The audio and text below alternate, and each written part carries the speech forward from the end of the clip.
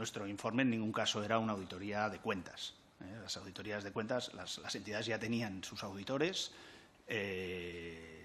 y, por lo tanto, no era objeto de nuestro alcance reauditar o revisar las auditorías que se habían hecho.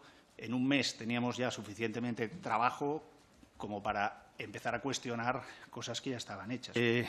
Nuestro trabajo tampoco constituía una recomendación sobre si recomendábamos fusionar o no fusionar. Nuestro informe, en ese sentido, era factual. Es decir, simplemente decíamos, se han hecho unos trabajos, se han obtenido unos resultados y estos resultados, y ahora el segundo bloque serán resultados, pero esos resultados están en línea con los que se están obteniendo en otras fusiones que hoy en día se están acometiendo y se están autorizando.